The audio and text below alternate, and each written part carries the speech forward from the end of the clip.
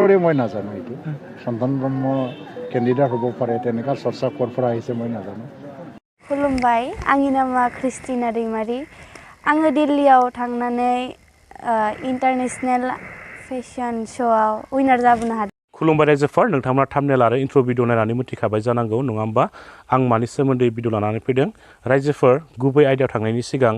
आं नोंथांमोननो मोनसे गोजोनथाव खौरां आं फोसावनो सानदों जोंहा बर'निनो सासे लाइमोन miss Christina Daimary miss Christina दैमारिया थांनाय 25 नभेम्बर खालारखालि दिल्ली इन्टारनेशनेल फेशन श'आव उइनार जानानै मैया मिस क्रिस्टिना दैमारी बिनानावा न' फारसे गिदिंनानै सफैबाय दा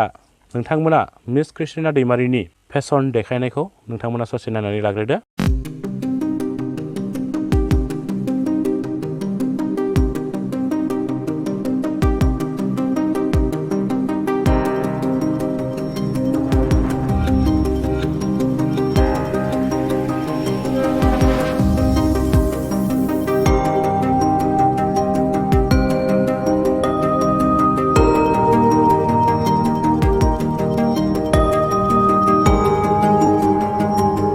रायजोफोर नोंथांमोना नुखाबाय नङा होमबा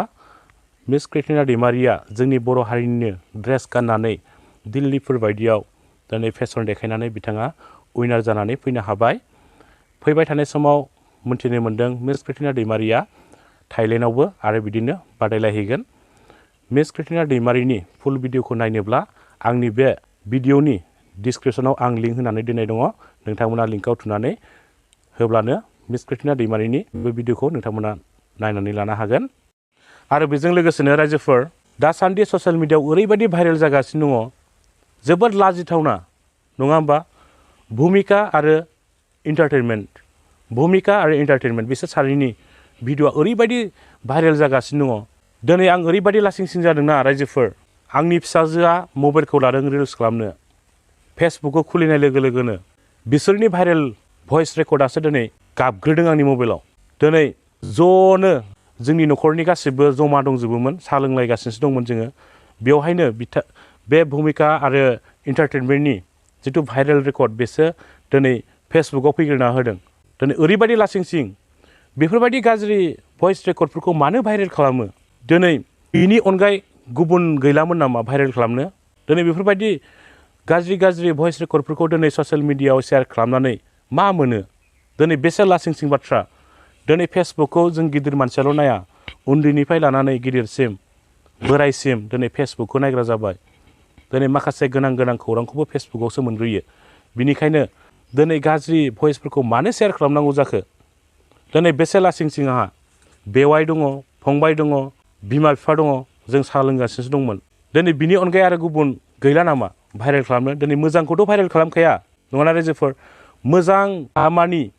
मोजां फिथाइ मोननानै फैनाय सोर हबाव देरहानानै फैदों बेफोरखौथ' भाइरेल खालामखाया दिनै सोरबा गाज्रि लामायाव थांनाय बेफोरखौ ओरैबायदि भाइरेल खालामगोन ना ओरैबायदि शेयार खालामगोन बिनिखायनो आंनि गुरै खावलायनाय रायजोफोर जि जाबाय बेफोरबायदि गाज्रि कल रेकर्डफोरखौ जोङो ससियेल मिडियायाव भाइरेल खालामियानो गाहाम मानो होननानै बुङोबा गोबां लासिंसिं जायो नङा होमबा रायजोफोर आं जोबोद दुखु मोनदों रायजोफोर बिराद लासिंसिं मोनदों दिनै स' रायजोफोर दाना फैदो गुबै आयदायाव बिटिसिआव लकसभा बिसायख'थिया खाथि सफैनायखौ लानानै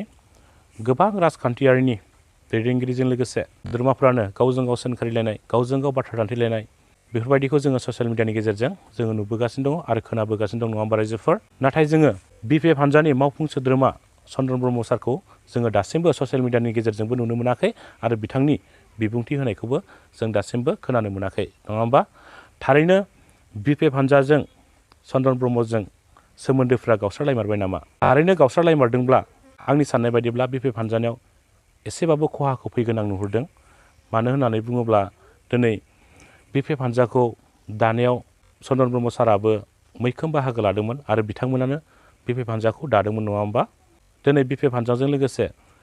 चन्द्रन ब्रह्मखौ मानि थाखायथो जोङो मेल मिटिं दावथिंफ्राव ओंखारफानायखौ नुवाखै थारैनो जानो हागौ बिथांमोननि गेजेराव सोमोन्दोआ गावस्रालायबाय जानो हागौ बेनिखायनो दिनै चन्द्रन ब्रह्म साराबो दिनै बिपिएफ हान्जाजों बेरायफायाखै आरो बिथाङा रावबो राजखान्थि हान्जाजोंनो दिनै ओंखारफानायखौ जोङो नुनो मोनाखै जों खोनानो मोन्दों नोंथांमोनाबो नुखाबाय जानांगौ नङा होमबा इउपिपिएल हान्जानि मावफुं सोद्रोमा U.G ब्रह्म सारा खौरांगिरिनि सिगाङाव मैया मा बाथ्रा बुंदोंमोन नोंथांमोना बे भिडिअखौ ससे नायनानै लाग्रोदो মইতো নিৰ্বাচন আয়োগে কেতিয়া নিৰ্বাচনৰ দিন ঘোষণা কৰে তাৰ কাৰণে বাট চাই আছোঁ 1.5 মাহ আগত মোৰো নাম চৰ্চা আছে কোনে কৰে মই নাজানো এইটো চন্দন ব্ৰহ্ম কেণ্ডিডেট হ'ব পাৰে তেনেকুৱা চৰ্চা ক'ৰ পৰা আহিছে মই নাজানো যোৱাকালিলৈকে প্ৰমোদ বড়ো ডাঙৰীয়াৰ লগত একেলগে মিটিং কৰিছোঁ আমি হয় কিবা এটা কথা ওলাইছে চন্দন ব্ৰহ্ম BPFৰ প্ৰতি বেয়া পোৱা আছে বা মানে ভাল নাপায় আজিকালি BPF এৰিব খোজে UPPLৰ লগত কাম কৰিব খোজে কিন্তু UPPLত সোমাব বুলি তেওঁ কথা কোৱা নাই কোনোবা যদি তেওঁলোকে মানে বিনা চৰ্তত যদি নৈতিকভাৱে আমাক সহায় কৰে আমাৰতো ক'ব লগা নাই আহিলে আমাৰ এইটো ল'ব নল'ব আৰু কেনেকৈ ল'ব কিহৰ ভিত্তিত ল'ব এইবিলাকত নিৰ্ণয় কৰিবৰ কাৰণে সভাপতি আছে আৰু ছিনিয়ৰ লিডাৰ আছে ৰণবীৰ নাৰ্জাৰী ৰাজু নাৰ্জাৰী দলত এইটো বিচাৰ বিবেচনা হ'ব আৰু তাৰপিছতে মই ক'ব পাৰিম মই ক'বলৈ কোনো কৰ্তৃত্ব নাই ইয়াৰ ওপৰত চন্দন ব্ৰহ্ম অহাটো এতিয়ালৈকে নিশ্চিত হোৱা নাই মই নাজানো কাৰণ মই আৰু এতিয়া এইবিলাক বিষয়টো মোৰ বিষয় বুলি মই ধৰি নলওঁ আহিলে আপোনালোকৰ কোকৰাঝাৰত যে প্ৰাৰ্থিত্ব প্ৰদান কৰাৰ কথা চলিছে যদি আহে কিমানখিনি লাভ হ'ব বুলি ভাবে